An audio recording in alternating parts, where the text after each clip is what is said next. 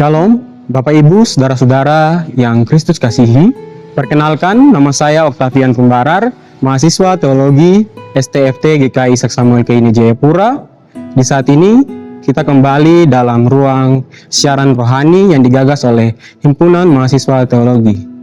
Untuk itu, saya mengajak kita mengarahkan hati dan pikiran kita untuk membaca serta merenungkan firman Tuhan di saat ini. Namun sebelum itu, mari kita berdoa. Ya Tuhan Allah yang adalah Sang Firman yang hidup, di saat ini kami mendasari renungan firman Tuhan ini dalam nama Bapa, Anak, dan Roh Kudus. Amin. Pembacaan firman Tuhan kita di saat ini terdapat dalam Kitab Kudus Perjanjian Lama, Imamat pasal 25, ayatnya yang ke-32, dengan judul Penebusan Rumah. Bunyinya demikian: mengenai rumah-rumah di kota-kota orang Lewi, hak menebus rumah-rumah itu ada pada orang-orang Lewi untuk selama-lamanya. Bapak Ibu, saudara-saudara yang Kristus kasihi, dalam kehidupan masyarakat kita, katakanlah kita yang hari ini tinggal di kota Jayapura, seringkali ketika berada di tengah situasi yang sulit atau karena kepentingan-kepentingan lainnya yang mendesak, membuat kita terpaksa harus menjual sesuatu yang berharga, dalam hal ini rumah. Entah itu karena alasan ekonomi atau terlilit hutang yang besar sehingga rumah kita harus dijual. Namun ada juga orang yang karena alasan pekerjaan dan sebagainya terpaksa harus pindah keluar kota dan lain sebagainya. Nah, dari firman Tuhan kita di saat ini, saya memberikan tema untuk menjadi perenungan kita, yaitu Allah sebagai rumah yang sejati. Bapak Ibu, saudara-saudaraku sekalian, konteks daripada teks yang kita baca saat ini berbicara mengenai ketetapan-ketetapan atau standar hidup yang Allah berikan bagi orang Israel ketika mereka di tengah perjalanan padang gurun dan di sekitar Gunung Sinai sebelum memasuki tanah Kanaan. Maka Allah hendak mengajar atau memberi suatu pedoman yang mengikat bangsa Israel, yaitu bagaimana cara hidup sebagai umat yang kudus. Melalui berbagai perintah mengenai kehidupan ibadah mereka, penghapusan dosa, hak kepemilikan tanah, hak kepemilikan rumah, dan standar moral dalam hubungan dengan sesama. Yang tujuannya apa? Agar umat Israel bisa taat dalam hubungan dengan Allah yang membawa berkat dan kesejahteraan di tengah kehidupan mereka, baik itu secara jasmani maupun secara rohani.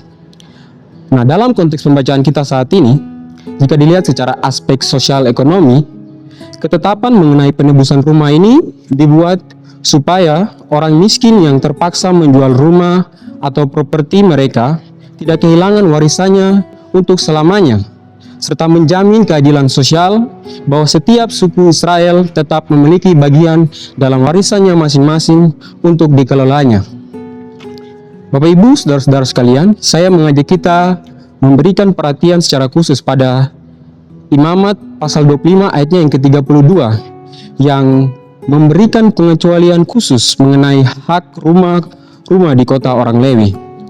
Imamat 25 ayat 32 ini memberi penegasan sekaligus kekhususan di mana peraturan penebusan rumah bagi rumah orang Lewi itu memiliki aturan khusus yang rumah mereka bisa ditebus kapan saja, dan pada nats firman Tuhan ini juga dikatakan pada tahun Yobel dikembalikan kepada pemilik aslinya.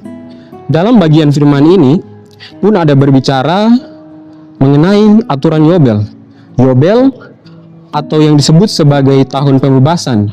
Kata Yobel sendiri diambil dari kata bahasa Ibrani Yobel yang artinya nafiri. Arti nama itu juga berkaitan dengan bunyi nafiri yang dipakai untuk membuka tahun itu pada hari pendamaian besar.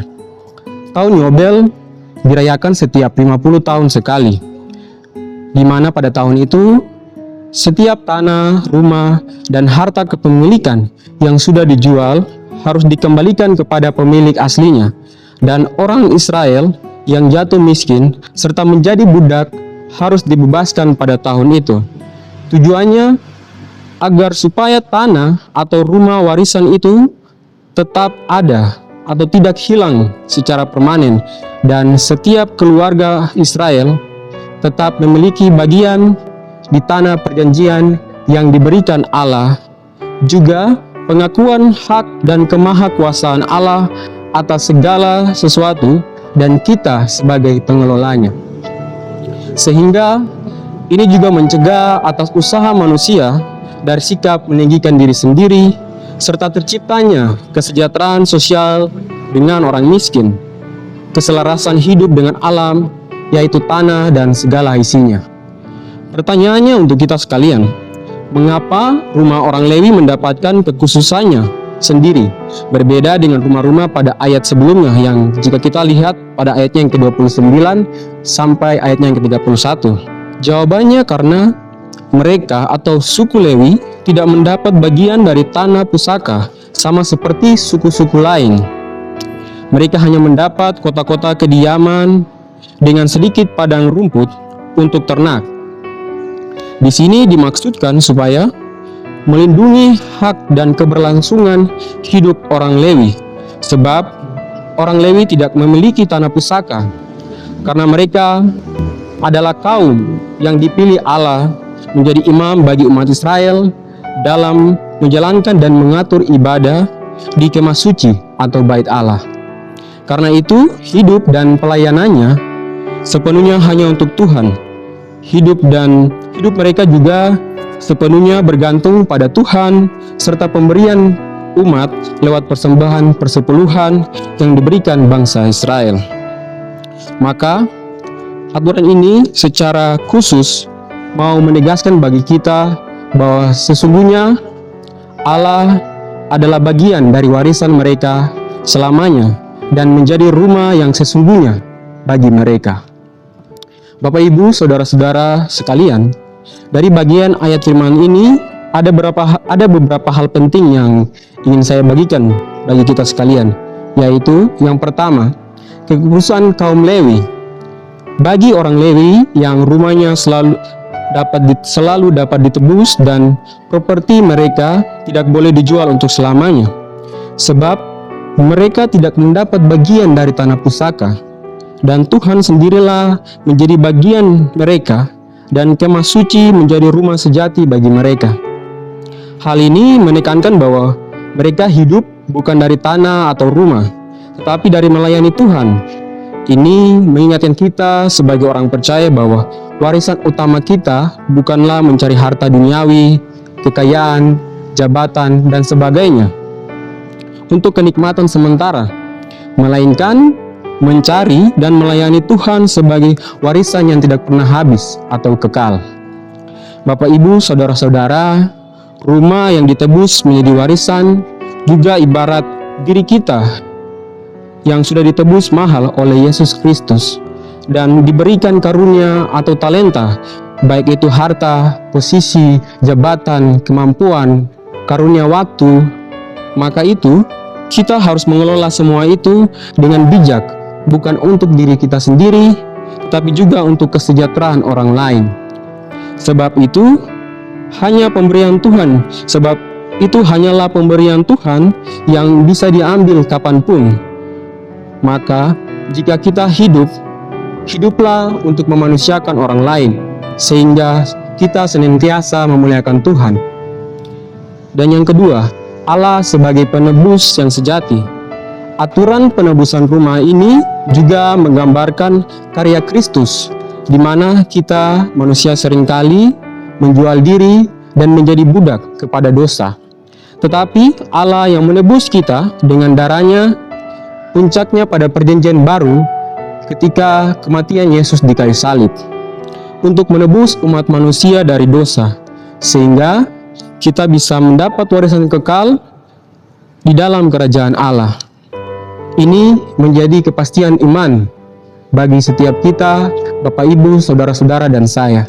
Bapak, Ibu, saudara-saudaraku sekalian, jika hari ini kita merasa kehilangan rumah rohani, yaitu rasa damai, sukacita, atau hubungan dengan Tuhan, firman Tuhan ini mengingatkan bahwa selalu ada jalan penebusan Tuhan tidak pernah membiarkan umatnya kehilangan warisan kekal, sebab dunia bisa mengambil banyak hal dari kita, tetapi tidak bisa mengambil warisan kekal bahwa kita sudah ditebus oleh Kristus dan menjadi miliknya selamanya.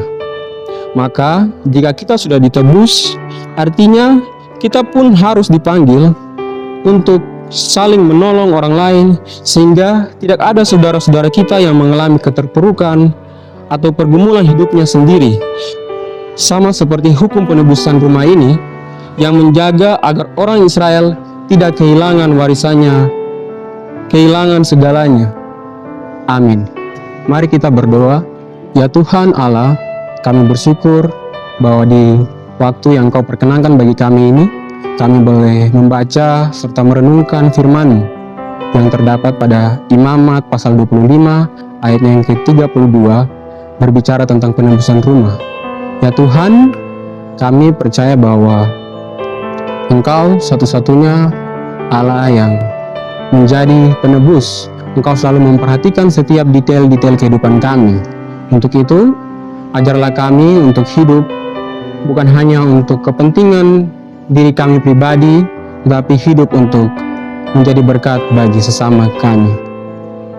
Inilah doa dan permohonan syukur kami kepadamu ya Allah yang hidup. Amin. Shalom, Tuhan memberkati kita sekalian.